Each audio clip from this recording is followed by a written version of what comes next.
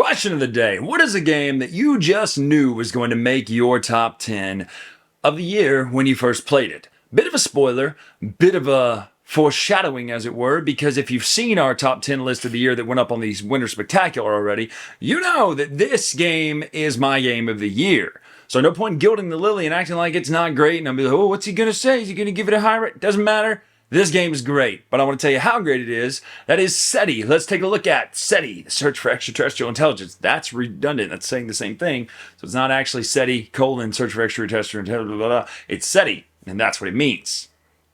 Kind of like the Einelindele. You wouldn't say Einelindele, the creation. Well, whatever. Maybe you would. I don't know what that means in Glorfindel. Somebody hit me in the comments below. What's the elf language that Tolkien made to have his characters have a place to speak it? Anyway, let's take a look at SETI. We'll come back up and talk final thoughts right now.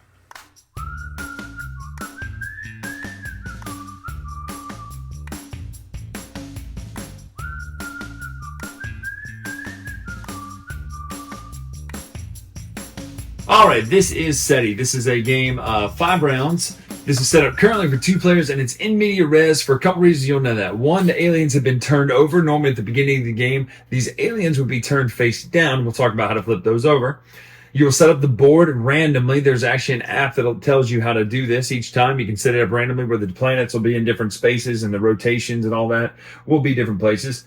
You've got a different set of things here. The only thing that it looks exactly as it would from the beginning of the game, besides some of these planets, actually not this planet here, that star system, are the technology cards. All the technology cards will start with a level 2 bonus on top of them, 2-point bonus. When you take the first technology of that type, you'll take the 2-point bonus plus the bonus on the back, and then it'll give you the technology there.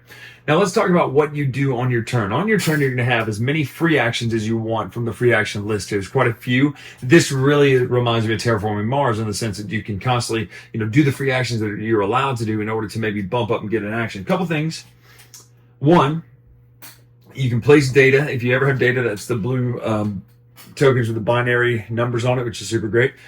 You place them from your free binary reserve, or your data reserve, into your computer. And once the computer's full, you can take this action, which we'll talk about in a minute. That's what data does. Second, you can complete a mission. So if a mission on a card, if you have the conditional things for, you can complete that. Gold is for end of game. You can discard a card for its free action in the corner. So anything in the top left corner, you can get immediately by discarding card. Usually it's data, a movement space of your orbiters out there, or a reputation marker, I believe that's called, popularity reputation. You can trade a money for a movement, which means you can spend any one of these energies for a movement.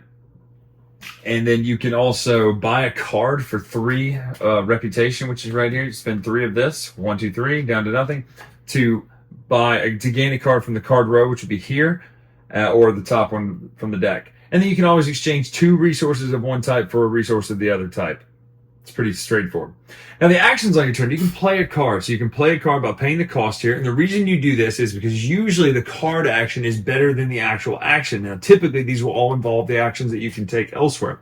So this would be pay 3 credits to rotate the universe, or rotate the galaxy, whatever solar system. The way this rotation works is the first time it gets moved, it's going to move the inner ring. So this inner ring will move. This will move to mark that. Second time, it'll be the outer or the middle ring here. And third time, it will be this final ring here. Now, you'll notice that will block and open places. It could potentially move your orbiters around.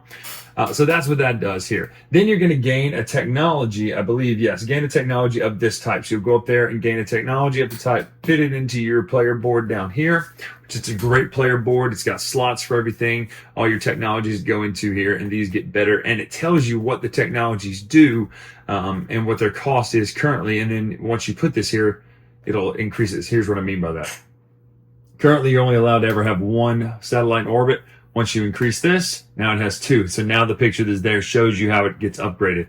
And you can always see what these technologies do by looking onto the board here or into your player aid, which, by the way, this game has one of the best player aids I've ever seen.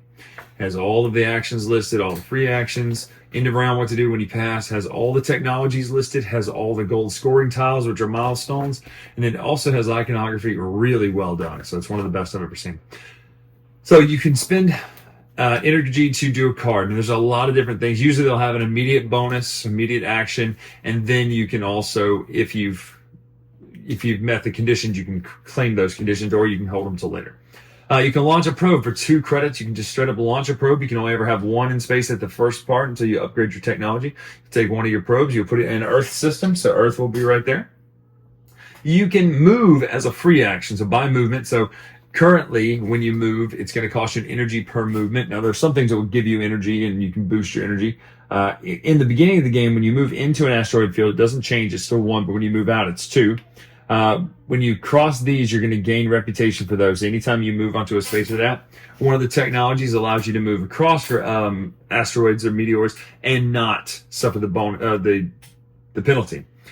You can orbit, which is going to cost you 1 credit and 1 energy. And the way orbit works is you're going to, let's say you are at a planet. Let's say we're at Venus. You can then look up here and you'll notice that Venus up there has a spot to orbit. So if you're the first one to orbit, you're going to gain 3 points for being there first, and then another 6 points, and then you're going to gain an income. The way income works is during the game, this is what you start with. You're going to flip this over, and then anything listed here is your income at the end of the round. Anytime you see that symbol with the little stock market thing, it means tuck a card under here for income. So let's just say when you actually do the income phase, this is what you have tucked. You will then now gain 1, 2, 3, 4 credits, 2 energy, and 2 cards. That's how income works. I really like that system because it allows you to really be flexible with that. Landing is similar to orbiting. You can spend 3 energy, or if you have an orbiter there already. So let's say Mars, we have an orbiter here. Doesn't matter who it is. It could be mine. It could be Carlos. In order to land here, it would normally cost 3 energy. It would actually cost 2 because there's an orbiter there. However, if you had the technology, it would only be 1, which is even better. So once you land there, you're going to gain the data it shows, the points it shows, and then this yellow symbol. Anytime you mark that type of symbol, you'll go up here. If the aliens have not been discovered, you'll put one onto the color there, the yellow one. If they have been discovered, you can put them on into any of the yellow ones. We're not going to talk about all the different types of aliens, but just know that there are different types of aliens. There are currently 2 in the game, which that's how it works. But that changes each time you play, and they all do different things. So yes, you're playing a Euro, but about midway through the game, you get some sort of nice little wrinkle that is a way to get more points. They're never negative, really. Scan, this allows you to put these tokens out here and gain data. So you're going to scan star systems. So let's just say we scan this system here. First, you can scan 1 in the system that Earth is in, so that would be here. So we can scan 1. You're going to take one of your little tokens. You're going to put it out here and take the data disk there. Now, they would normally be full. So you'll take this data disk, put it in your computer. You then can do another one based on the card row. So this is blue, yellow, and black. You can pick one of these, discard the card from the card row, and then mark a system in there. So if we did black, we would go here. And like I said, those disks are actually missing. These should all be full. That will go there. And now as you do the technology, you can upgrade these to get more and more satellites to do more and more data. One where Mercury is, and then another one from a card from your hand. That's scanning. Analyze data, you're going to spend an energy to remove all the disks of data from your computer and then mark a blue territory thing, which would be the alien things here in blue. So boom, boom. And then like I said, when the aliens open up, you've got access to the blue ones there. The only ways to get pink ones really are typically from winning a system. Now, there are ways on cards that do it too. So once you've won one of these system majorities, the way it works is you pull it off, leave yours there as the winner person. Anybody who contributed will get to mark a red system, and then so on. So it's and like I said, this one allows you to mark this pink here. So that's how that works. But next is research tech. You can spend 6 of the reputation to move this down and buy one of the tech of your choice, and you'll also rotate the planets. You then pass, discard down to 4 cards, rotate the solar system. If you're the first to pass, choose a card from the end of stack. At the end of a round, there's a stack of cards here, except the 5th round, if you don't need them.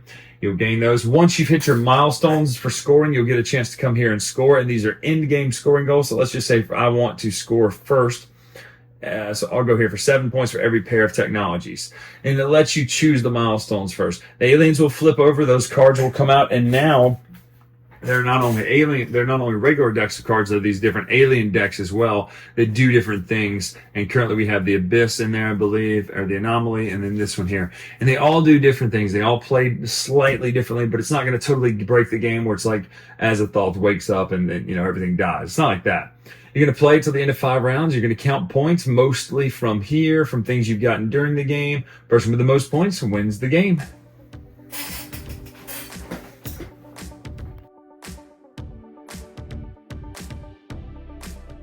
All right, that is SETI. Now, if you followed my reviews this year, we have done a rubric system consistently for every single full review of the year. Roundups are different, they get a shorter number.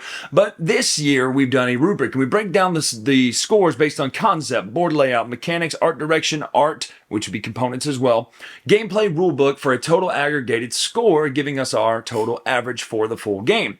So let's start with concept. First of all, this is a 9 for the concept. I love this notion.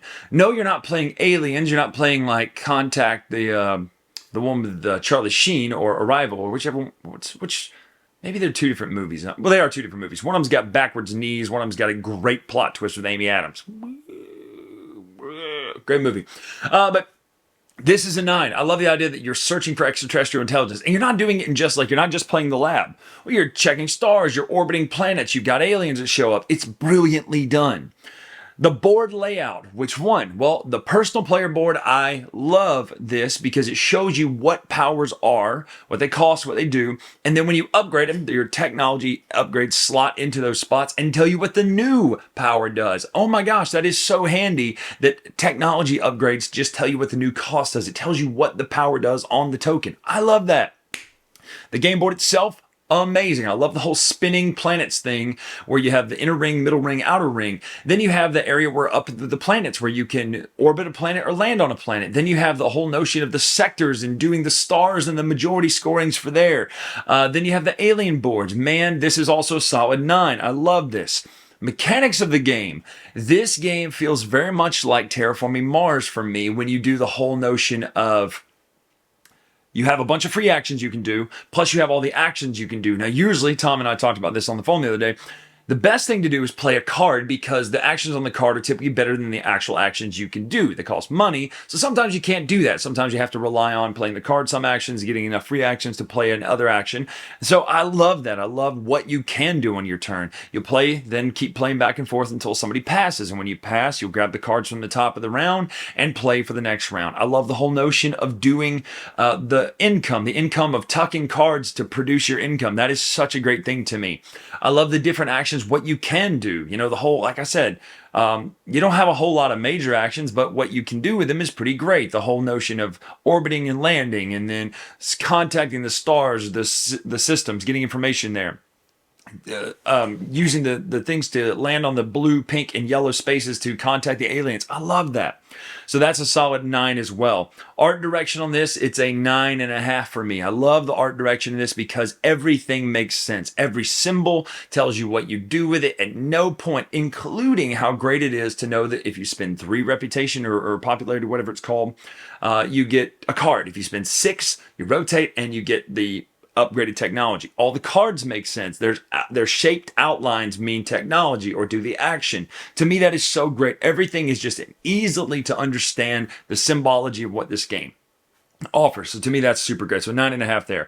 Art in this game is also a 9.5. I love the way this game looks. I love the components of this game. The little data tokens being binary written down on the little blue resin. I love that. That looks so good. Your little orbiters, your little landers, all that stuff. The board art looks great. The card art looks great. The alien art looks very cool. It look like, I really love the anomaly one where it's got like the things getting sucked into the vortex of the anomaly. To me, that is so stinking cool. It looks great. This looks great on the table too. And there's something about that 3D thing. No, the sun doesn't have to be 3D, but it is, and it looks great. You have that middle board, you have the 2 aliens sticking off, you have your player boards. This is just a good looking game.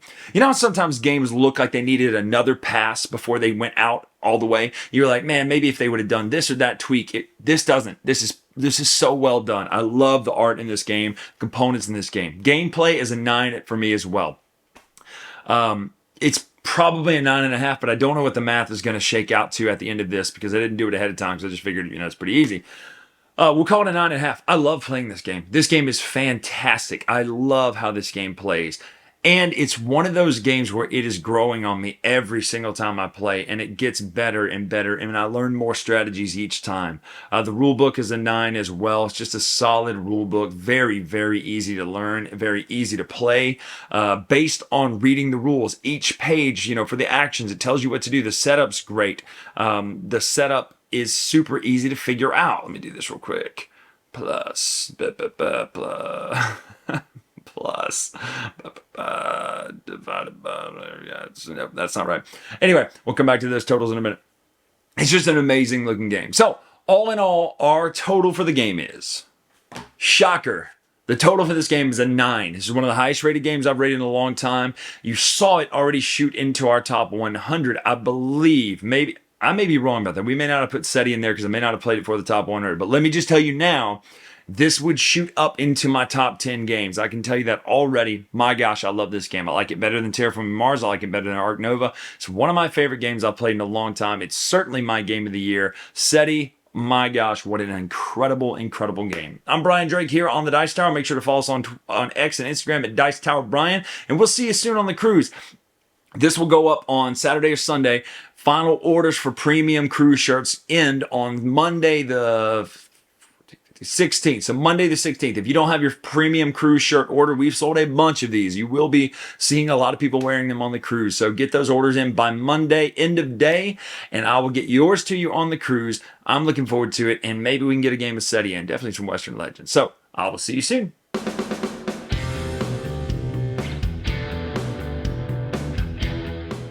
Hey everybody, thanks for watching another video from the Dice Tower. Hey, you want to learn more about us, communicate with us? We have a Facebook group, we have a Discord channel, lots of different ways to get involved with the Dice Tower. You can find that in our Linktree link below. So just click that, it will take you and you can communicate with us on Facebook, join our Facebook groups. There's lots of cool things that you can find and become part of the Dice Tower.